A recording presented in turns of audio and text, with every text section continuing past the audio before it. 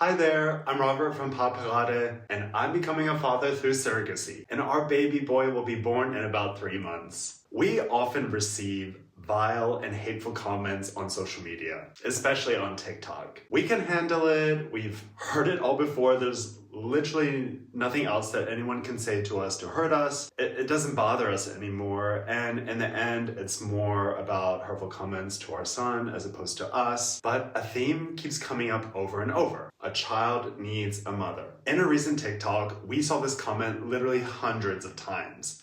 And that's what's prompted me today to make this video. This is a sensitive topic, so please be respectful in the comments. Today, I want to respond with empathy and with evidence from real life. First, this is not anti-mother. Mothers are amazing. I'm personally so eternally grateful for my wonderful mother. This is pro-kid and pro-caregiver. Let's separate a child's need from a single family template.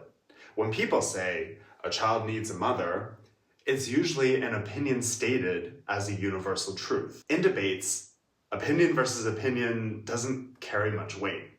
What actually matters for children is love, stability, protection, comfort, security, and consistent responsive care. The gender of the caregivers is not the key variable. There's also a double standard baked into that sentence. No one questions devoted fathers who raise wonderful kids after a mother died or left, until those fathers are gay. Then suddenly, the same work, love, and commitment are treated as not enough. That hurts. And it's unfair. In today's world, most day-to-day caregivers outside the home are women. Whether it's kindergarten teachers, primary school teachers, often even pediatric practices, neighbors, what have you. But no one says, oh, this child needs more male influence. And notice the asymmetry.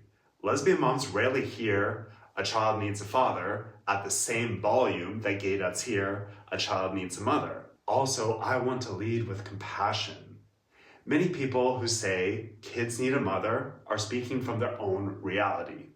Maybe they grew up without a present, emotionally available father. Maybe their partner didn't share the mental load. I don't know. If that's your experience, of course you'd worry that a child won't thrive without a mother. But that's not our reality. In our home, both of us show up emotionally and physically every day. Our child will receive the same love, stability, and nourishment they'd get in any healthy family. Caregiving isn't magically attached to gender. So-called parental instincts grow with bonding and time spent with kids. When adults, fathers included, do the day-to-day care, they develop the same soothing, attuned, responsive behaviors people often label as motherly. Whether that's comforting night feeds, doctor visits, play on the floor, sharing the mental load. These are skills anyone can learn and live. At the end of the day, humans are animals, and in nature, we see flexible family roles all the time. Same-sex pairings and cooperative caregiving exists across species. In some birds, 2 mothers will raise a chick when males are scarce. In others, males take on heavy incubation and defense. And beyond pairings, many mammals practice alloparenting. Grandmothers, aunties, older siblings, and community members stepping in to help. Nature's big lesson is simple. Young thrive when reliable caregivers show up, whether they're sex or gender. So when people say, a child needs a mother, I think what they really mean is a child needs motherly roles. Soothing, consistency, emotional availability, secure attachment. There's no reason a man cannot provide that, especially in today's world where men have access to the knowledge, they have leave policies, community support to be fully nurturing, hands-on caregivers. It's also important to be honest. Women are the ones who can be pregnant. That's the biological reality, and it's honestly a miracle. But pregnancy does not automatically make someone a good parent. We unfortunately all know mothers and fathers who are absent, neglected, or unsafe. Children don't need parents who harm them.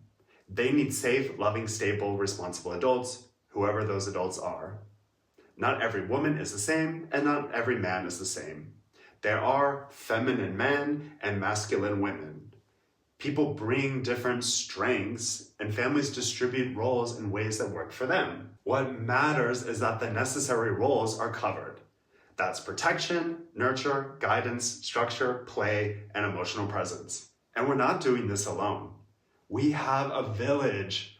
Our own mothers, grandmothers, aunts, friends, neighbors, teachers, coaches, doctors, other parents. It takes a village isn't just a saying. It's how humans have raised children for generations.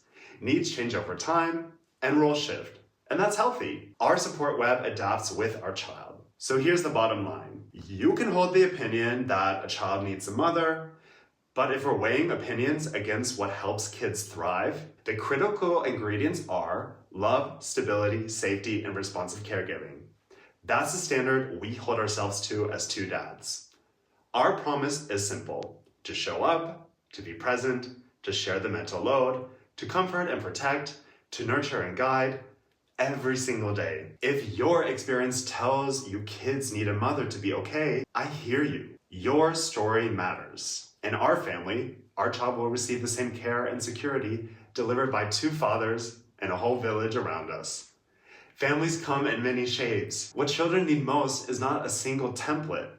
It's the people who show up with love and consistency. Tell me in the comments, which specific caregiver behaviors made the biggest difference in your childhood? What helped you feel safe, seen, and supported? Before I wrap up, let me get practical for a moment.